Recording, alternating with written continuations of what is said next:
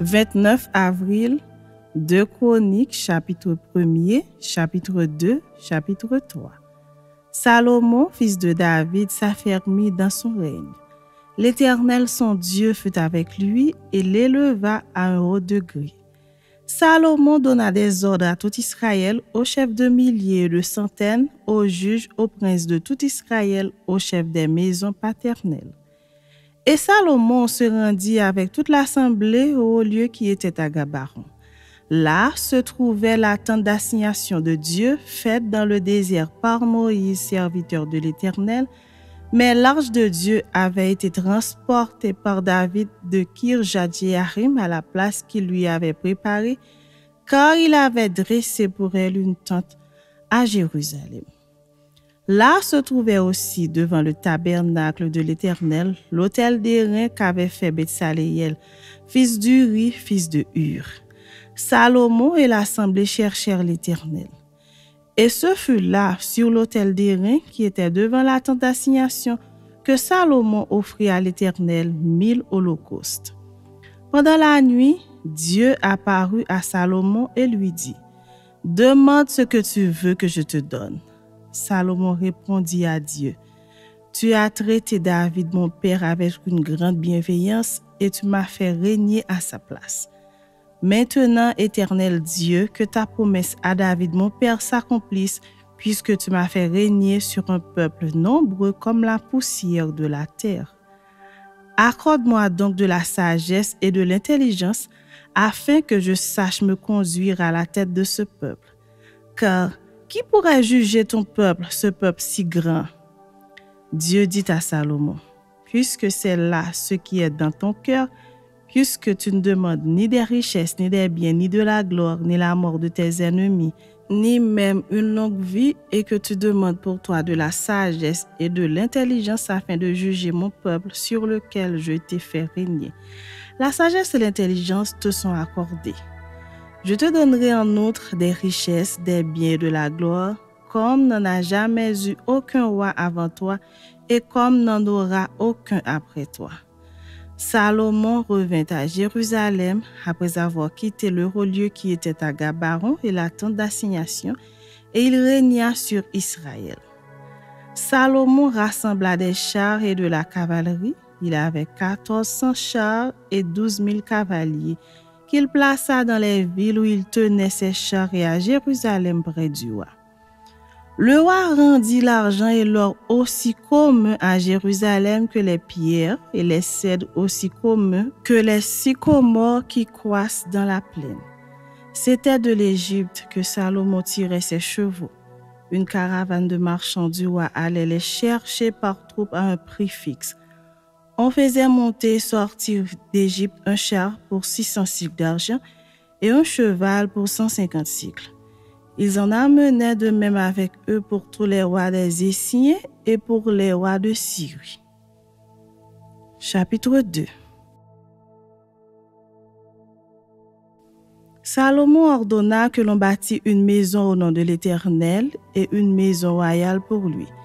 Salomon compta 70 000 hommes pour porter les fardeaux, 80 000 pour tailler les pierres dans la montagne et 3 600 pour les surveiller. Salomon envoya dire à Huram, roi de Tyr, « Fais pour moi comme tu as fait pour David mon père, à qui tu as envoyé des cèdres afin qu'il se bâtisse une maison d'habitation. Moi, j'élève une maison au nom de l'Éternel mon Dieu, pour la lui consacrer, pour brûler devant lui le parfum odoriférant, pour présenter continuellement les pains de proposition et pour offrir les holocaustes du matin et du soir, des sabbats, des nouvelles lunes et des fêtes de l'Éternel notre Dieu, suivant une loi perpétuelle pour Israël. La maison que je vais bâtir doit être grande, car notre Dieu est plus grand que tous les dieux. Mais qui a le pouvoir de lui bâtir une maison puisque les cieux et les cieux des cieux ne peuvent le contenir? Et qui suis-je pour lui bâtir une maison si ce n'est pour faire brûler des parfums devant lui?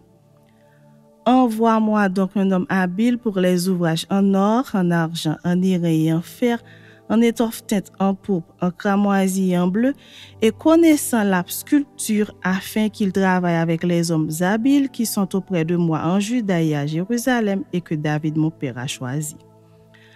Envoie-moi aussi du Liban, des bois de cèdre, de cyprès et de santal, car je sais que tes serviteurs s'entendent à couper les bois du Liban.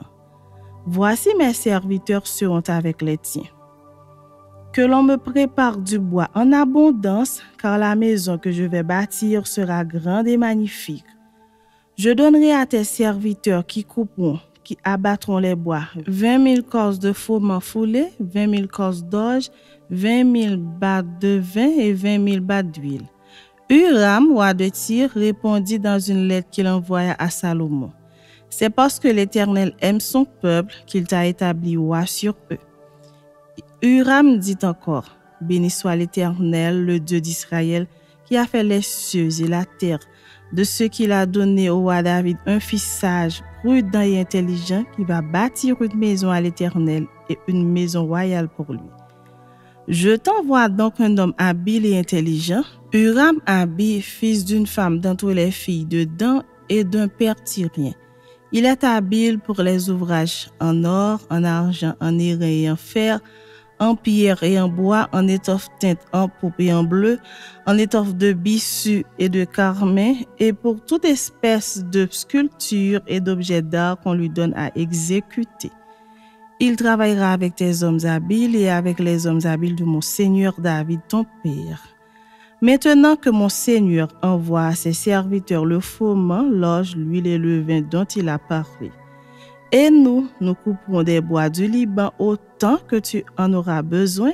Nous te les expédierons par mer en radeau jusqu'à Jaffo et tu les feras monter à Jérusalem. Salomon compta tous les étrangers qui étaient dans le pays d'Israël et dont le dénombrement avait été fait par David son père. On en trouva 153 600. Et il en prit 70 000 pour porter les fardeaux, 80 000 pour tailler les pierres de la montagne et 3 600 pour surveiller et faire travailler le peuple. Chapitre 3. Salomon commença à bâtir la maison de l'Éternel à Jérusalem sur la montagne de Morija qui avait été indiquée à David son père dans le lieu préparé par David sur l'aire d'Ornan le Jébusien.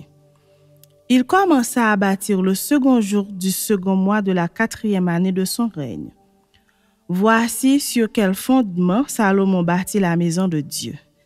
La longueur en coudées de l'ancienne mesure était de 60 coudées et la largeur de 20 coudées. Le portique sur le devant avait 20 coudées de longueur répondant à la largeur de la maison et 120 de hauteur. Salomon le couvrit intérieurement d'or pur.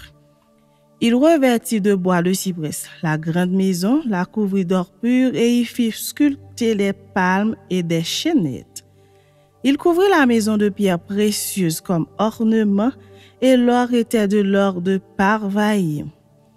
Il couvrit d'or la maison, les poutres, les seuils, les parois et les battants des portes et il fit sculpter des chérubins sur les parois.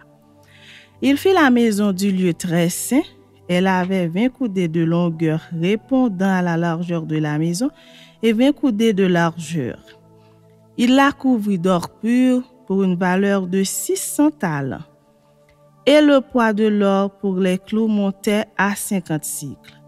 Il couvrit aussi d'or les chambres hautes. Il fit dans la maison du lieu très saint 2 chérubins sculptés et on les couvrit d'or.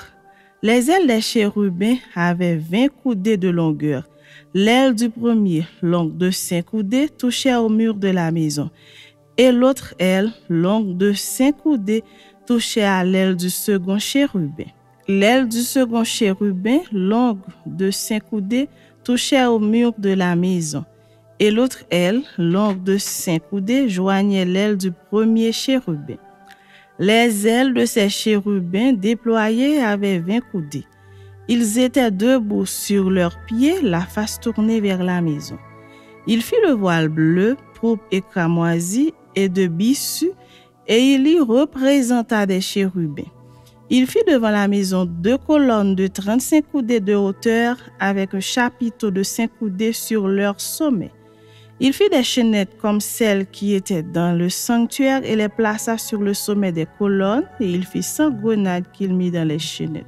Il dressa les colonnes sur le devant du temple, l'une à droite et l'autre à gauche. Il nomma celle de droite Jachin et celle de gauche Boaz.